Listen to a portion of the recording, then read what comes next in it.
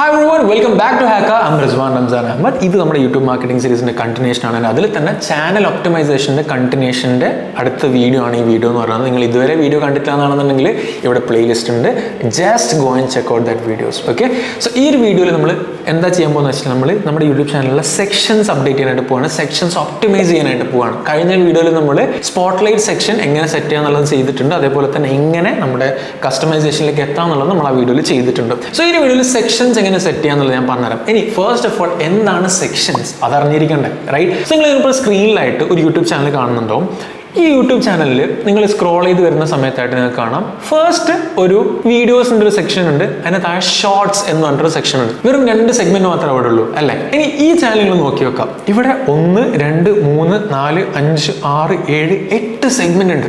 So what is the difference? This is called as sections. Every channel up to 12 sections set set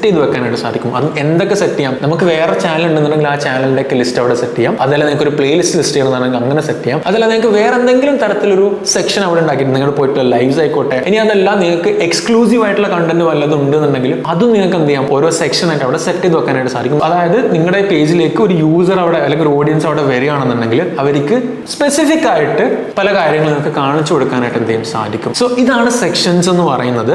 so എങ്ങനെ sections set ചെയ്യാമെന്ന് വെച്ച് കഴിഞ്ഞാൽ നിങ്ങൾ YouTube creator സ്റ്റുഡിയോയിൽ കസ്റ്റമൈസേഷനിലേക്ക് പോയി കഴിഞ്ഞാൽ ലേ ഔട്ടിൽ സെക്കൻഡ് സെഗ്മെന്റ് ആയിട്ട്, അതായത് റെക്കമെൻഡേഷൻ ടിക്ക് ചെയ്യാനുള്ള ഒരു സാധനം നിങ്ങൾ അവിടെ കാണുന്നുണ്ട്. അതിന്റെ താഴെയായിട്ട് ഫീച്ചേർഡ് സെക്ഷൻസ് എന്ന് പറഞ്ഞൊരു ഓപ്ഷൻ ഉണ്ട്. ഡീഫോൾട്ട് ആയിട്ട് 2 സെക്ഷനാണ് അവിടെ ഉണ്ടാവുക.